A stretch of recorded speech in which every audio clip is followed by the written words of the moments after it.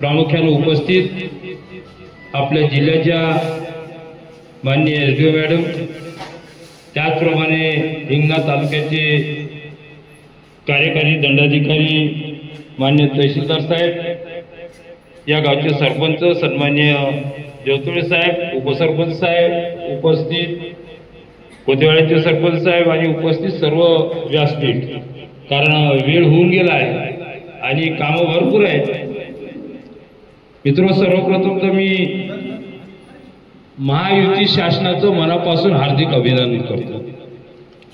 कारण अनेक वर्षापासून, मला वाटतं अर्धी पिढी गेली म्हणलं तरी चालेल, अनेक वर्षापासून हा जो पट्ट्याचा प्रलंबित प्रश्न होता, हा मार्गी लावण्याचं काम माननीय देवेंद्रजी फडणवीस साहेब, माननीय अशोकरावजी शिंदे साहेब, माननीय अजितदादा पवार साहेब आणि विशेष करून आपल्या भागाचे या नागपूर जिल्ह्याचे पालकमंत्री, महाराष्ट्राचे महसूल मंत्री माननीय चंद्रशेखरजी बावनकुळे साहेब या पट्ट्याच्या संबंधित एकमेव लक्ष देऊन एक प्रकारचं पट्टा वाटपाचा सपाटा लावला म्हणलं तरी हरकत होणार नाही.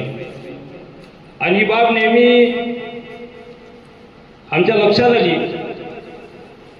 सोमवारी माझ्या घरात, माझ्या कुटुंबात मयत होती. आम्ही सोमवारचं मुहूर्त काढलं होतं मॅडमकडे भेटायचं, पण परंतु पर्याय नव्हता. 15 दिवसाच्या अगोदर मान्य सरपंच साहेबाचे सुपुत्र यांचं निधन झालं. त्याच्यामुळं पूर्ण शोककळा या गुंगावर एक प्रकारची पसरली होती म्हणलं तरी हरकत नाही. पण केव्हा तरी वेळ कशी भेटत आहे. मंगळवारी आम्ही एक दौरा काढला, 4-5 लोक गेलो आणि मॅडमला विनंती केली का मॅडम, पट्टे वाटपाच्या संबंधित आपण या. आणि त्यांनी आमची जी विनंती स्वीकारली. खरोखर मी त्यांचं मनापासून हार्दिक अभिनंदन करतो.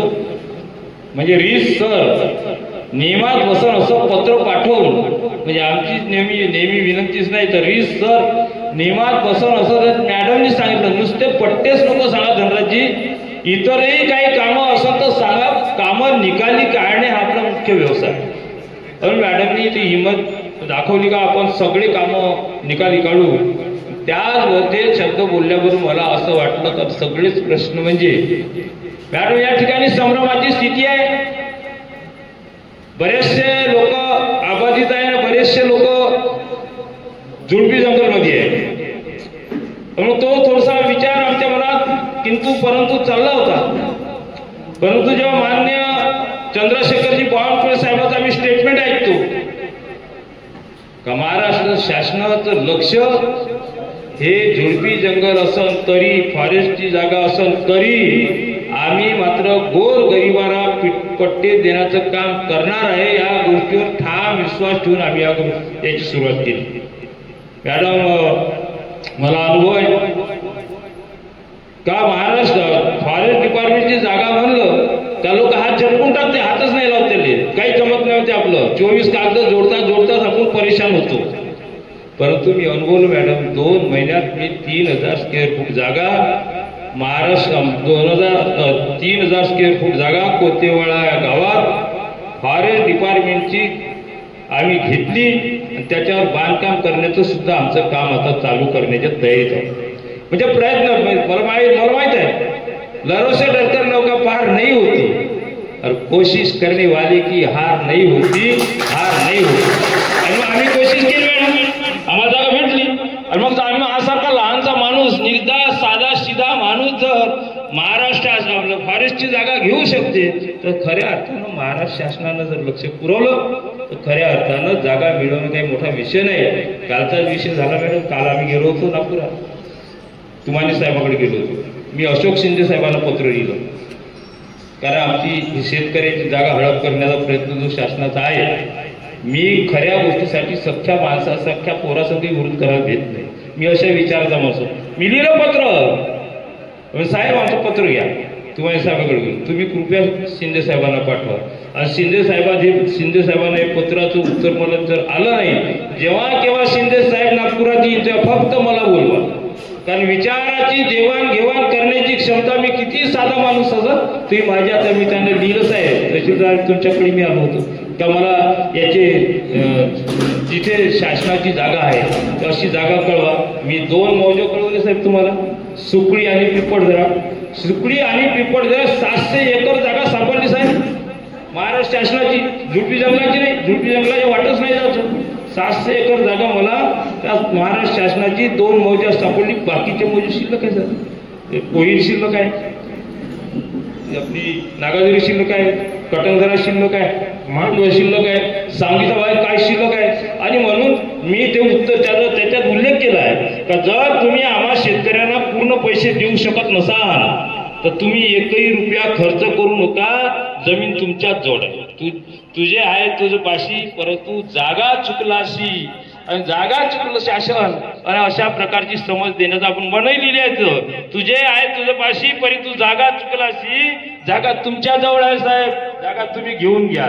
आणि हे पत्र आपण तुम्हाला साहेबांच्या हातानं माननीय अशोकजी शिंदे साहेबांना पाठवलंय.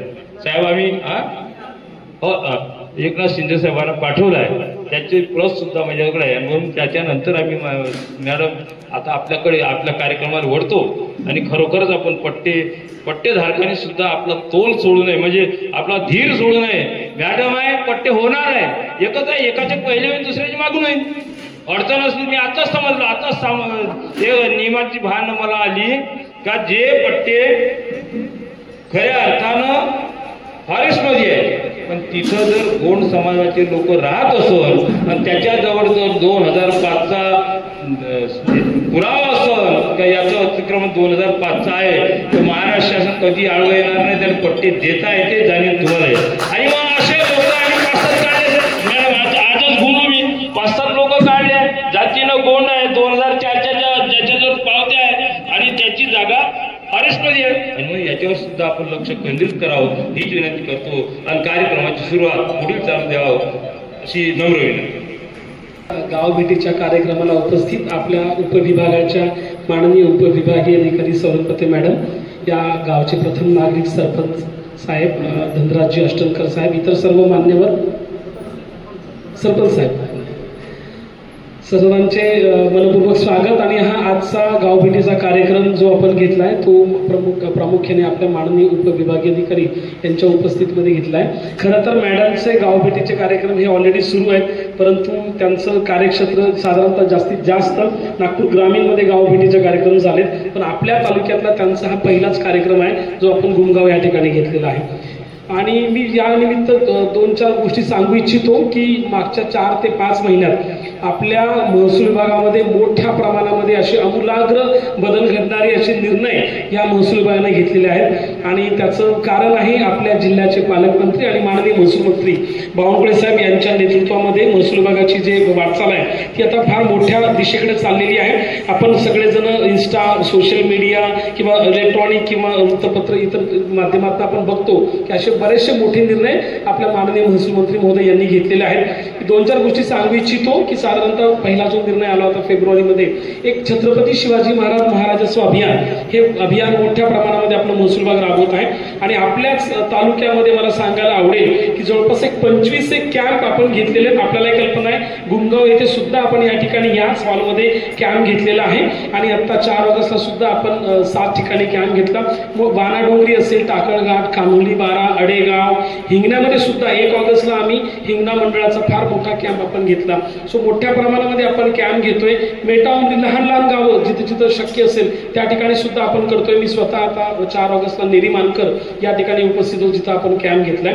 सो ते आपण करतोय. दुसरं आहे की क्षेत्रीय अधिकारी म्हणजे तहसीलदार, SDO यांनी दर आठवड्यामध्ये प्रत्येक गावामध्ये भेट केली पाहिजे, किमान 2 किंवा 1 गावामध्ये भेट केली पाहिजे असं महसूल विभागाचा निर्णय आला. त्यामध्ये एक नागरिक, शेतकरी आणि अधिकारी यांच्यामधला संवाद जो आहे तो आपल्याला वाढताना दिसतोय. जिल्ह्यामध्ये सर्व अधिकारी आता भेटी देत आहे. मी सुद्धा आठवड्यातनं 2 दिवस जे आहेत ते बाहेर राहतो आणि आता सुद्धा मी सोमवारी 4 ऑगस्टला नेरीमानकर या गावामध्ये भेट दिलेली आहे. आपलं वडगाव गुजर असेल, हळदगाव असेल, मांडव घोराड असेल, मेटा उमरी असेल, मोंडा असेल, अशा बऱ्याच गावांमध्ये दिवसामध्ये माझे जे गाव भेटी आहेत ते झालेत आणि आठवड्यातनं आपण 2 दिवस जातो. मॅडम सुद्धा गाव भेटीचा कार्यक्रम घेत असतात आणि याच्यामध्ये आपण गाव पातळीवर काम करणारे जे काही कर्मचारी आहेत, ग्रामसेवक आहेत, कृषी सेवक आहेत, पोलीस पाटील, अंगणवाडी सेविका, जिल्हा परिषद शिक्षक, ग्रामसेवक, लोकप्रतिनिधी, सरपंच, उपसरपंच, ग्रामपंचायत सदस्य सगळ्यांना बोलवतो, त्यांच्या अडीअडचणी सॉल्व्ह करतो आणि जे काही शक्य होईल त्या ठिकाणी करण्याचा प्रयत्न करतो. काही दूरदृष्टी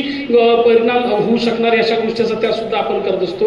वाळूचं धोरण एक नवीन आणलंय. 3 एप्रिल आणि 8 एप्रिलचा जो GR आलेला आहे, प्रामुख्याने आपल्या तालुक्यामध्ये सांगायचा विषय की आपल्याकडे रेतीचं जे आहे साधारणतः तिकडची रेती जास्त वापरली जाते आणि आपल्या ज्या ह्या नद्या आहेत, नाल्या आहेत, त्याच्याकडच्या रेतीला फारशी डिमांड नसते. परंतु त्याचा सुद्धा आपण एक चांगला प्रयत्न केला. परवा मंगरुळ गावामध्ये सुद्धा आम्हाला सांगितलं की आम्ही उचलण्याचा प्रयत्न करू. तो अशी जर रेती असेल ती सुद्धा तहसीलदार या नात्याने, पूर्वी रेती घाटावरूनच देता येत होती, आता आपल्याला नदी नाल्यामधून सुद्धा रेती देता येऊ शकते. पांदन रस्ते हा एक फार आग्रहाचा विषय आहे. माननीय महसूल मंत्री याच्यामध्ये फार आग्रही आहेत. आपल्याला कल्पना आहे की 22 मे 2025 मध्ये एक शासन निर्णय निर्गमित केलेला आहे आणि जिथं शक्य होत असेल तिथे आपण 3 ते 4 मीटर पर्यंतचा रस्ता जो आहे तो शेतकऱ्यांना आपण धुऱ्यावरनं म्हणा किंवा इतर ठिकाणी, आणि या सगळ्या गोष्टी आपण गावकऱ्यांशी चर्चा करून मातृश्री पांदन असेल किंवा इतर पांदन लगत आता दुतर्फा वृक्ष लागवड असेल, परवा आम्ही आमगाव देवीला सुद्धा वृक्ष लागवड केली, हा सुद्धा निर्णय आलेला आहे. 1 ऑगस्ट 2025 रोजी महसूल दिनाच्या दिवशी सुद्धा माननीय मंत्री महोदय यांनी जो निर्णय घेतला की पांदन रस्त्यावर जर अतिक्रमण असेल तर आतापर्यंत आपण ते नियमित करत नव्हतो, परंतु त्या GR मुळे आपण आता पांदन रस्त्यावर अतिक्रमण आहे आणि पर्यायी मार्ग उपलब्ध आहे, तर त्याचा सुद्धा निर्णय आलेला आहे. आजच आपल्या माननीय उपविभागीय अधिकारी यांनी आज सकाळी दोन्ही तालुक्याच्या तहसीलदारांची आणि सगळ्या मंडळ अधिकाऱ्यांची बैठक घेतली आणि त्यांना सूचना दिल्यात. अशी माहिती आपण आता गोळा करतोय आणि असे प्रस्ताव आपण ग्रामपंचायत यांच्या माध्यमातून आपल्याकडे मिळवू आणि ज्या ठिकाणी शक्य आहे की जिथं पांदन उपलब्ध आहे आणि उरलेल्या पांदनवर अतिक्रमण आहे किंवा पांदन भलतीकडेच आहे आणि अतिक्रमण रोड दुसरीकडे आहे आणि अतिक्रमण पांदनवर आहे, असे सुद्धा आपण प्रस्ताव मंजूर करण्यासाठी पुढच्या 2 महिन्याचं टार्गेट ठेवलेलं आहे. महसूल सप्ताह 1 ऑगस्ट ते 7 ऑगस्ट मध्ये आपण साजरा केला. मोठ्या प्रमाणामध्ये शिबिर घेतले. दुतर्फा वृक्ष लागवड असेल, 4 ऑगस्टला आपण समाधान शिबिर असेल किंवा अतिक्रमण पट्टे वाटपचा विषय असेल तो सुद्धा आपण घेतलाय. आणि जसं अष्टंकर साहेबांनी सांगितलं, अतिशय योग्य आणि समर्पक सांगितलं की पट्टे वाटपाच्या विषयामध्ये जी गती मागच्या 1 महिन्यामध्ये आली, मला वाटतं मॅडम सुद्धा त्याला सहमत असतील, ती मोठ्या प्रमाणामध्ये गती आली. म्हणजे मागच्या पूर्ण 1 वर्षामध्ये पट्ट्याची संख्या ही काहीच नव्हती. म्हणजे मी पट्टे जे मंजूर केले आमच्या समितीने ते हार्डली 20-25 असतील. वाघदऱ्याचे 10 पट्टे आपण दिले, आपल्याला आठवत असतील, वाघदरा गावामध्ये माननीय आमदार महोदय यांच्या हस्ते, आणि काही शुल्लक असे 2-4. परंतु त्या वर्षभरामध्ये झालेल्या पट्ट्याची संख्या आणि आता मागच्या 1 महिन्यामध्ये दिलेले पट्टे याची संख्या फार मोठा फरक आहे. आम्ही जवळपास 1,600 पट्टे जे आहेत ते आपल्या समितीने, माननीय उपविभागीय अधिकारी नागपूर ग्रामीण यांच्या अध्यक्षतेमध्ये समितीमध्ये आहेत, सचिव जे BDO आहेत आणि मी सदस्य आहे. याच्यामध्ये आपण 1,600च्या आसपास पट्टे मंजूर केलेले आहेत. खैरी पन्नासे या गावामध्ये, खैरी पन्नासे गावामध्ये 64 पट्टे आपण मंजूर केलेले आहेत. खापरी गांधीजी गाव आहे तिथे 28 पट्टे मंजूर केले. जुनेवाडीमध्ये 5 आहेत. असे छोटे मोठे मिळून जवळपास 1,600 पट्टे.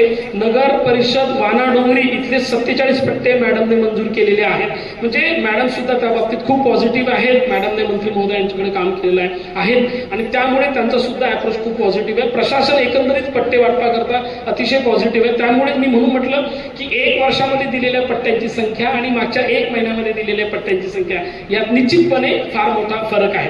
आणि अजूनही आपण करतोय, इथून पुढे सुद्धा आपण मीटिंग्स घेतोय. आपण एक 8-10 दिवसापूर्वी सर्व आपल्या तालुक्यातील सर्व ग्रामपंचायत सचिव आणि सर्व तलाठी यांची संयुक्त सभा घेतली. माननीय उपविभागीय अधिकारी सौरंगपते मॅडम याला त्या मीटिंगला उपस्थित होत्या. त्यांना सुद्धा सूचना दिलेली. आपण अजून प्रस्ताव येत आहे. परवा सुद्धा मला 4-5 सचिव स्वतः येऊन माझ्या सह्या घेऊन गेले. त्यामुळे पट्टे वाटपाचा सुद्धा कार्यक्रम आपण घेतोय. पांदन, रेती, पट्टे वाटप, गाव भेट, छत्रपती शिवाजी महाराजस्व अभियान, अशा सगळ्या प्रकारे ज्या काही प्राधान्याचे विषय महसूल विभागाने निर्णय घेतलेत त्याच्यावर प्रशासन हे चांगलं काम करत आहे आणि आम्ही आपल्यापर्यंत पोहोचतोय. अजूनही या गावभेटीच्या माध्यमातून आणि इतर माध्यमातून आपल्या काही अडचणी असल्या त्या आम्हाला आपण जरूर सांगाव्यात. जोपर्यंत आमच्याकडे ज्या लेवलवर शक्य ते आम्ही प्रयत्न करू आणि निश्चितपणे जर वरच्या लेवलवर काही गोष्टी असतील, जसं आता झुडपी जंगलचं तुम्ही चांगलं सांगितलं की आपण पट्टे फक्त महसूल विभागाच्या जागेवर देतो, परंतु झुडपी जंगल असेल तर आपल्याला वन हक्क कायद्याअंतर्गत ते द्यावे लागतात. मी मागे सुद्धा मीटिंगमध्ये म्हटलं होतं, आपल्याला आठवत असेल, याच ठिकाणी मी होतो की पट्टे वाटपासाठी तुम्ही आम्हाला प्रस्ताव द्या, आम्ही बिना विलंब ते मंजूर करू आणि वन हक्क कायद्याअंतर्गत द्यायचं असं. तर आम्ही ग्रामपंचायत सचिव यांना सुद्धा सूचना दिल्या होत्या की परिपूर्ण प्रस्ताव माझ्याकडे सादर करा आणि तो प्रस्ताव आम्ही आपल्या उपविभागीय स्तरावर जी समिती आहे तिकडे आम्ही सादर करू. आणि निश्चितपणे म्हणजे मागे मी मार्च महिन्यामध्ये एक मोहीम घेतली आणि 2-3 मीटिंग घेतल्या सचिव आणि तलाठी यांच्या, आणि सरपंच महोदय यांची सुद्धा कार्यशाळा ठेवली होती आम्ही की कशा पद्धतीने पट्टे बनवावे. माझ्याकडे 18 पट्टे आले. खरं तर तो आकडा फार कमी आहे, परंतु पूर्वी काहीच नसल्यापेक्षा 18 बरा म्हणून ते 18 प्रस्ताव माझ्याकडे आले जे आपण विचाराधीन ठेवलेले आहेत. सो आपल्या गावामध्ये सुद्धा असे वन हक्क कायद्याअंतर्गत जर प्रस्ताव असेल तर जरूर आम्हाला सादर करावे आणि या पलीकडे अजून काही आपले विषय असतील तर निश्चितपणे सोडवण्याचा आम्ही प्रयत्न करू.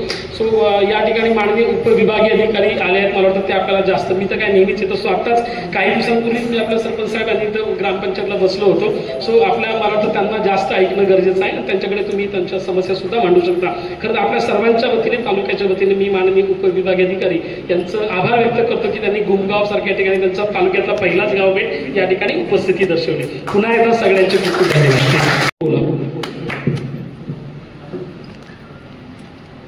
आपल्या सर्वांना नमस्कार.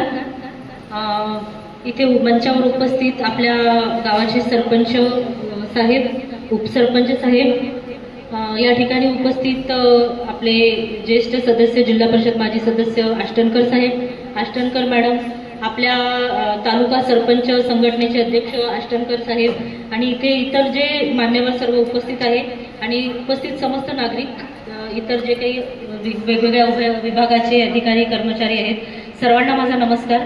सर्वप्रथम मी पण आपले आभार मानते की माझं तर कामच आहे वेगवेगळ्या गावी जाणं, नागरिकांशी चर्चा करणं, पण आवर्जून तुम्ही मला या गावात बोलवलं.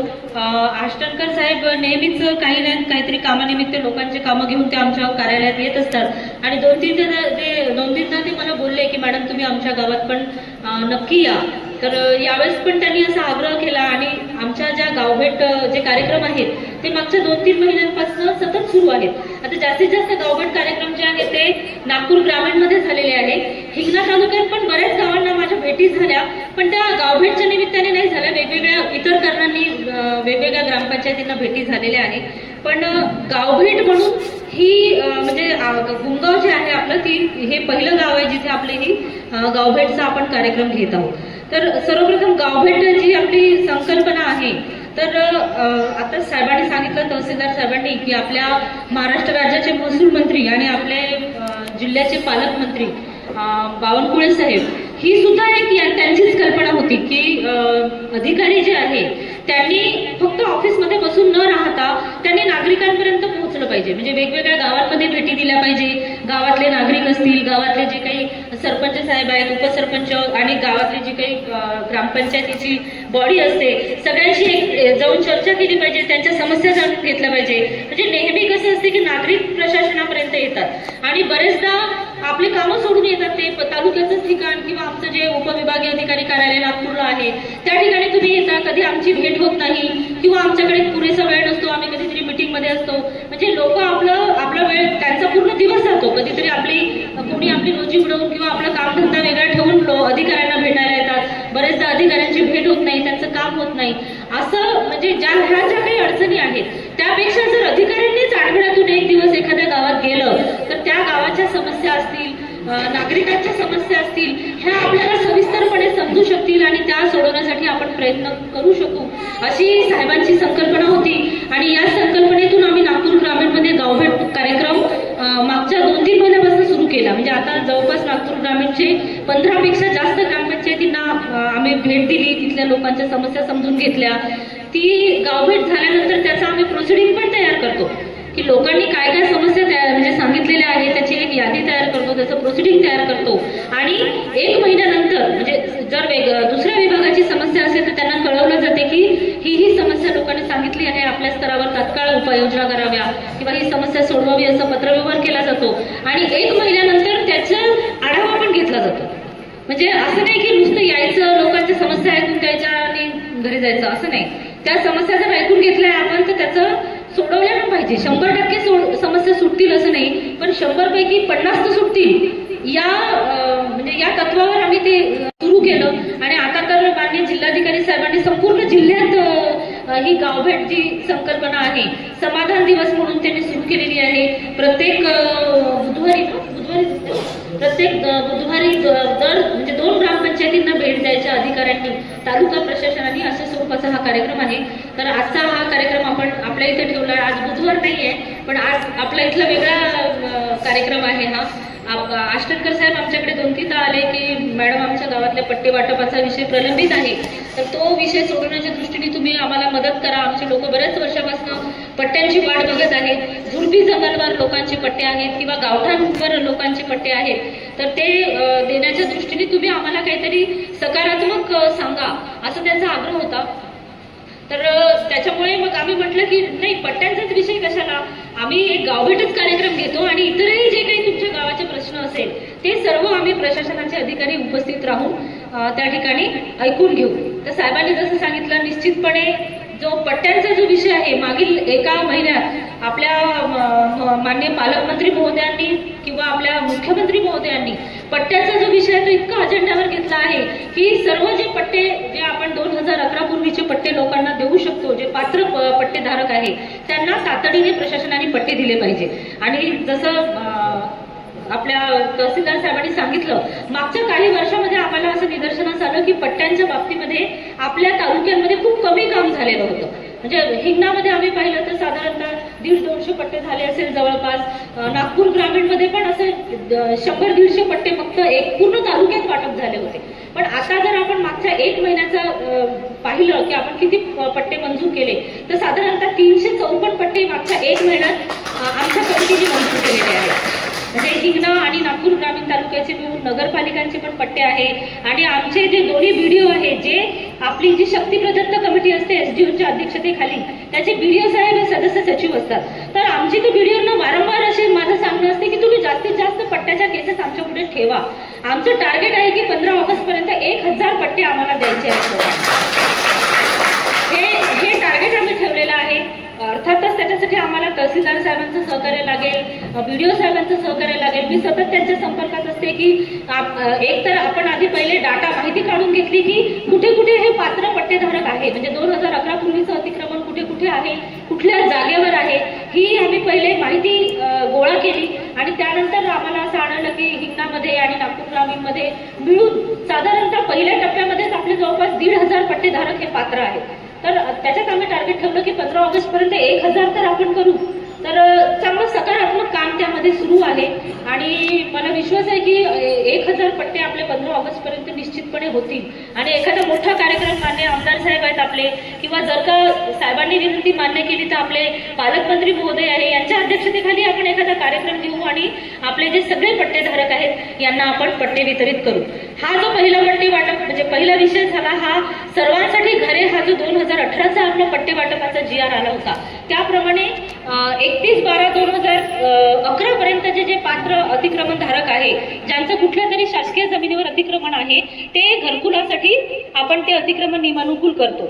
दुसरा जो मुद्दा सांगितला आष्टनकर साहेबांनी, तहसीलदार साहेबांनी, जे अतिक्रमण वनजमिनीवर आहे आणि 2005 पूर्वीचे आहे असे अतिक्रमण सुद्धा आपण नियमानुकूल करू शकतो. त्याच्यामध्ये आदिवासींच्या बाबतीमध्ये जर त्यांचं 2005 पूर्वी अतिक्रमण असेल, त्याबाबतचे पुरावे त्यांच्याकडे असतील, तर आम्ही त्यांना सांगितलं की तुम्ही तुमचे जे ग्रामसचिव आहेत, आपले तलाठी आहेत, त्यांना सांगा की त्याच्या केसेस तयार करा. वन विभाग येऊन त्याचं मोफत चौकशी करेल आणि एक व्यवस्थित प्रस्ताव तयार करून तो तहसीलदार साहेबांकडे सादर केला जाईल आणि तहसीलदार साहेब आमच्याकडे पाठवतील. याच्यामध्ये आदिवासींसाठी 2005 पूर्वीचं अतिक्रमण असते ही अट आहे आणि गैर आदिवासीच्या बाबतीत थोडी अट कठीण आहे. त्याच्यामध्ये 3 पिढीचा पुरावा लागतो. तर ते म्हणजे कदाचितच कोणाकडे असेल तर तेही देऊ शकतात, पण आदिवासीच्या बाबतीत मात्र 2005 पूर्वी जर अतिक्रमण असेल तर ते पट्टे आपण मंजूर करू शकतो. तर त्याचे सुद्धा प्रस्ताव इथे सरपंच साहेब उपस्थित आहेत, उपसरपंच, आपल्या ग्रामपंचायतचे इतर सन्माननीय सर्व सदस्य उपस्थित आहेत, आपले सचिव साहेब कोण आहेत? सचिव साहेब आहेत. तर माझी आपल्याला सगळ्यांना विनंती आहे की वनजमिनीवर पण जे पात्र अतिक्रमण धारक असतील त्यांच्या पण तुम्ही केसेस तयार करा. तिसरा जो आता आणखी म्हणजे अतिक्रमण नियमानुकूल करण्याचा प्रकार आहे तो आहे पांढर रस्त्यावरचा. 1 ऑगस्ट 2025 आता आपल्या मंत्रालयाने महसूल मंत्रालयाने GR काढला. जे पांढरवरचे अतिक्रमण असेल ते नियमानुकूल करण्याचा. 18 पासून आपण अतिक्रमण नियमानुकूल करत होतो, परंतु काही अतिक्रमण जे पांढरवर आहे असे आपण करू शकत नव्हतो. तर आता शासनाने असा GR काढलेला आहे की जर ती पांढर उपयोगात नाही आहे, म्हणजे अतिक्रमण असल्यामुळे पांढर रस्ता जर उपयोगात नाही आहे, दुसरा रस्ता लोकांना पर्यायी रस्ता उपलब्ध असेल तर त्या पांढरवरचे जे लोकांचे हक्क आहेत ते हक्क कमी करून आपल्याला अतिक्रमण नियमानुकूल करता येईल. तर हे तिन्ही जे प्रकार आहे अतिक्रमण नियमानुकूल करण्याचे आणि लोकांना रहिवासी प्रयोजनासाठी घरकुलाचे पट्टे देण्याचे, याच्यावर आम्ही काम करत आहोत. आमचा वारंवार फॉलोअप सुरू आहे आणि लवकरात लवकर म्हणजे 1000 पट्टे तर आमचं 15 ऑगस्ट पर्यंत आम्ही करू, पण उर्वरित पण सगळे जे पट्टे आहेत ते पुढच्या 1 महिन्यामध्ये करण्याचा आम्ही निर्धार केला आहे किंवा निश्चय केलेला आहे. आता तुमचं जे गुमगाव आहे, गुमगावमध्ये आम्ही माहिती घेतली. गुमगावमध्ये आपल्या गावठांच्या जागेवर साधारणतः 60 की 65 लोकांचं अतिक्रमण आहे, बरोबर आहे? ठीक आहे. तर हे जे तुमच्या केसेस तयार झालेले आहे त्याच्या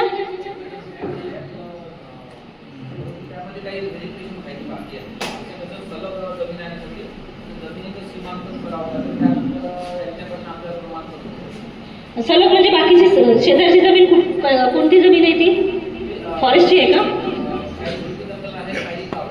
बरं. तर पहिला तर भाग असा आहे की ठीक आहे आपल्याला बॉर्डरचं अडचण येऊ शकते की कुठून झुडपी जंगल चालू होत आहे, आपल्या गावठांची हद्द कुठपर्यंत आहे हे आपल्याला निश्चित करावं लागेल. त्यासाठी आपण सर्व विभागाची मदत घेऊ. आपल्या इथले जे डेप्टी SLR आहेत कडू मॅडम, त्यांना मी सांगते की प्राधान्याने तुमच्या इथला विषय मार्गी लावून देतील. तसं तुम्ही लेखी पत्र व्यवहार तहसीलदार साहेबांना करा की आम्हाला आमची हद्द निश्चित करून द्या, गावठांचं म्हणजे अतिक्रमण ज्या भागात आहे त्याची एक बाउंड्री निश्चित करून द्या असं तुम्ही सांगितलं तर ते करून देतील तुम्हाला. पण तुम्ही तुमच्या ज्या केसेस आहे, मी आता मागे BDO साहेबांशी पण 2-3 दिवसापूर्वी बोलली तर ते म्हणाले की आमच्या गुमगावच्या केसेस तयार आहेत. तर तुम्ही केसेस तयार करा, आमच्या कमिटी पुढे पुटअप करा. आमची कमिटी निश्चितपणे त्याला मान्यता देईल जे गावठांवरचे अतिक्रमण आहे त्याबाबत. आणि जे झुडपी जंगलवरचे अतिक्रमण आहे ते सुद्धा पुढच्या टप्प्यामध्ये नियमानुकूल होतील. सध्या त्याच्याबाबतचं जे धोरण आहे किंवा त्याच्याबाबतचे जे निर्णय आहे तो मंत्रालय स्तरावर पेंडिंग आहे. त्याच्या बाबतीत आपले माननीय मंत्री महोदय असतील, महसूल मंत्री असतील किंवा आपले माननीय मुख्यमंत्री असतील यांच्या स्तरावर बैठका सुरू आहेत आणि ते सुद्धा अतिक्रमण नियमानुकूल करण्याबाबत त्यांच्या पातळीवर योग्य तो निर्णय घेतला जाईल आणि त्यानंतर आपण ते सुद्धा अतिक्रमण नियमानुकूल करू. पण आता पहिल्या टप्प्यामध्ये आपण जे गावठांवरचे अतिक्रमण आहे ते नियमानुकूल करू. त्यानंतर बाकी पण इतर जे आपल्या महसूल विभागाने खूप चांगले निर्णय मागच्या 2-3 महिन्यामध्ये घेतले त्याच्याबाबतची डिटेल माहिती तहसीलदार साहेबांनी आपल्याला दिली. आपल्या प्रत्येक गावांमध्ये किंवा मंडळाच्या ठिकाणी आपले समाधान शिबिरं सुरू आहेत, आपल्या गावभेटी सुरू आहेत. या माध्यमातून आम्ही जनतेपर्यंत जास्तीत जास्त पोहोचण्याचा प्रयत्न करत आहोत, आपल्या समस्या जाणून घेण्याचा प्रयत्न करत आहोत. तर आजचा जो गावभेट कार्यक्रम आहे तो त्यातलाच एक कार्यक्रम आहे. पट्ट्यांविषयी आमचं काय धोरण राहणार आहे, म्हणजे माझा तर प्रयत्न राहील की 15 ऑगस्टच्या आधीच तुमचे पट्टे झाले पाहिजे, तुमचे गुमगावचे. पण तुम्ही ज्या तुम्हाला डाऊट असेल ना, म्हणजे जे बॉर्डरवरचे आहे ते सध्या वाटलेच तुम्ही राहू द्या, बाकीचे तुम्ही पुटअप करा ना आमच्याकडे. म्हणजे 2 टप्प्यात करा. जे तुमचे डाऊटफुल असतील ना सध्या ते ठेवा, ते पण आपण करू, पण त्याच्यासाठी आधी आपण हद्द निश्चित करू. आणि तोपर्यंत बाकीचे जे आहे ना, कारण मोठी संख्या आहे आपली इथली, मोठी संख्या आहे, तुम्ही 2 टप्प्यात घ्या. जेवढे क्लिअर असतील आतमधले गावठांच्या हद्दीमधले असतील ते पहिल्या टप्प्यामध्ये आमच्या कमिटी पुढे पुटअप करा. आम्ही निश्चितपणे ते पट्टे जे आहेत ते तुमचे मान्य करून देऊ आणि त्याच्या पुढच्या 15 दिवसामध्ये त्याचं वाटप सुद्धा आपण करू, वाटल्यास याच ठिकाणी करू. ठीक आहे. तर हा झाला पट्ट्याचा विषय झाला. आता जे इतरही काही तुमच्या समस्या असतील तर माझी विनंती आहे, इथे उपस्थित सर्व नागरिक, आपले ग्रामपंचायतीचे सर्व सदस्य, आपले सरपंच साहेब, आपल्या सर्वांना विनंती आहे की तुमचे गावाशी संबंधित काही सार्वजनिक प्रश्न असतील किंवा नागरिकांचे काही वैयक्तिक सुद्धा काही समस्या असतील तर तुम्ही आम्हाला सांगू शकता. आम्ही त्या इथे नोट डाऊन करून घेऊ आणि निश्चितपणे तुमच्या समस्या सोडवण्याचा आम्ही प्रयत्न करू. धन्यवाद.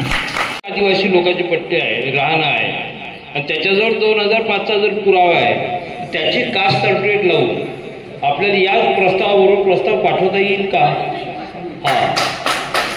ऐकून घे टाकले. फक्त त्याच्यामध्ये कसं आहे की वनजमीन असल्यामुळे वन विभागाचे लोक त्याचा जाऊन प्रत्यक्ष GPS मॅपिंग करतात, त्याचा पंचनामा करतात आणि त्याच्यानंतर तहसीलदार साहेबांकडे प्रस्ताव येते आणि तहसीलदार साहेब आमच्याकडे पाठवतात. तर ग्रामपंचायत मार्फत जी तुमच्या म्हणजे तुमची वनहक्क कमिटी असेल, वनहक्क कमिटीच्या शिफारसीने ते जे पट्टे आहे वन विभागाचा अभिप्राय घेऊन तहसीलदार साहेबांकडे पाठवायचे आणि नंतर तहसीलदार साहेब आमची जी कमिटी आहे उपविभागस्तरीय कमिटी आमच्याकडे पाठवते आणि आमची कमिटी मग कलेक्टरकडे पाठवते. आता जे घरकुलचे पट्टे आहे आपले सर्वांसाठी घरे, ती आमचीच कमिटी मंजूर करेल, पण वनहक्काचे जे पट्टे आहे ते कलेक्टर साहेबांची कमिटी मंजूर करते, त्यामुळे आपण कलेक्टर साहेबांकडे करू. पण जे आदिवासी समाजाचे लोक आहेत त्यांचे मात्र निश्चितपणे वनजमिनीवर जर 2005 पूर्वी अतिक्रमण असेल तर ते आपण पट्टे नियमानुकूल करू शकतो.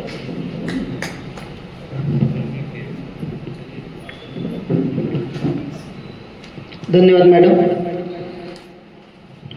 सर, आताच आपण सांगितलं की पांधन रस्ते होणार आहे.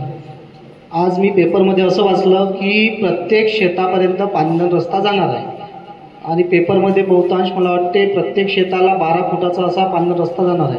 आता काय होत आहे सर, एक पांधन आहे त्याला लागून आहे जे शेत आहे त्यांचं बरं चालू आहे, पण समजा पांधणीला लागून शेत आहे, माझं शेत त्याच्या 1-2 शेतानंतर आहे, तर त्या शेतापर्यंत सुद्धा पांधन रस्ता जाणार का? कारण 12 फूट पांधन रस्ता असं पेपरचं कटिंग मला व्हॉट्सअपवरती आला आहे, तर त्याच्याबद्दल थोडा आपण प्रकाश टाकावा ही आपली विनंती.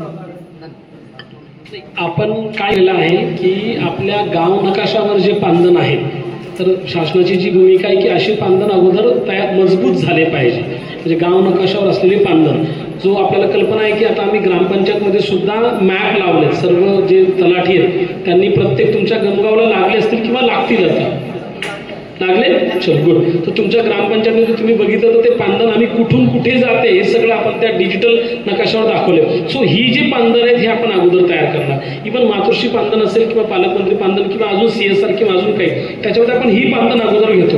याच्यामध्ये त्या लोकांना त्याचा फायदा होईल. पण जे तुम्ही सांगितलं की पांधनच्या शेताच्या पलीकडे अजून जर शेत असेल त्याच्यामध्ये मात्र आपल्याला 2 गोष्टी आहेत. एक तर 22 मे 2025चा जो GR आहे त्याप्रमाणे अशा सगळ्या शेतांना सुद्धा आपण यापूर्वी सुद्धा रस्ता देत होतो, आता देणार. MNRC महाराष्ट्र जमीन महसूल संहिता याचे कलम 143 आणि मामलतदारचा कलम 5(2) याच्या अंतर्गत आपण आजही देतो, यापूर्वी सुद्धा देत होतो. पण 22 मे 2025 नंतर मात्र आपल्याला आतापर्यंत आम्ही कधी रस्त्याची रुंदी देत नव्हतो. आपण फक्त म्हणायचो की पायवाट किंवा बैलबंडी जाता येईल असा वहिवाटीचा रस्ता, परंतु आपल्याला आता त्या शासन निर्णयाप्रमाणे 3 ते 4 मीटर पर्यंत शक्य असेल तर असा सुद्धा आपण रस्ता त्यांना देऊ शकतो. म्हणजे तुम्ही जे बोललात की पांधनच्या पलीकडे असलेल्या शेताच्या तिथे काही ठिकाणी कमी भरेल, काही ठिकाणी जास्त भरेल, पण प्रत्येकाला त्याच्या शेतामध्ये जाण्यासाठी यापूर्वी सुद्धा देतो. आणि आता मात्र अजून जास्त स्वयंस्पष्ट पद्धतीने म्हणजे मोजमाप करून तो आपल्याला देता येऊ शकेल. आणि मुख्य ज्या पांधन आहे त्याचं मजबूतीकरण हा प्राधान्याचा आपला विषय असेल किंवा राहीलच.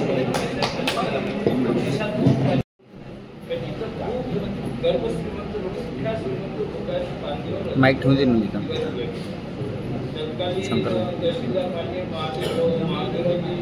दराडे साहेबांनी या लोकांना जाणं मुश्किल श्रीमंत लोकांनी एकीकडे मुसलमान समाजाच्या माणसानं आपलं कंपाऊंड टाकलं आणि अग्रवाल नावाच्या माणसानं जिंक लागली आणि त्याच्यासमोर गेल्यावर एका श्रीमंत माणसांनी पूर्ण पानं जपून गेले.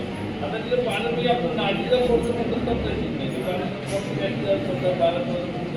दराडे साहेब होते त्यावेळेस आम्ही दत्ता टाकून पानं लोकांना येणं जाण्याचा रस्ता केला होता. तसं आज अशी स्थिती आहे का आपलं ठरवं आग्रहानं याची शासनाचा GRचा उपयोग करून त्या लोकांच्यापासून जागा उपलब्ध करून घेतली पाहिजे. पाणी करता येईल, पाणी कधी करता येईल, जागा उपलब्ध करून घेतली. कार्यकर्ते आणि शेतकरी माझ्याकडे जाते हे कसं त्याच्यासाठी आपण आम्ही वाटल्या सर्व शेतकऱ्याच्या सर्व शेतकऱ्याच्या सह्या करून इव्हन एवढंच म्हणतात की ज्या ज्या ग्रामपंचायतच्या अंतर्गत आहे त्या ग्रामपंचायतचे ठराव आम्ही तुमच्याकडे देऊ. त्या 2 विभागाच्या उपविभागीय अधिकारी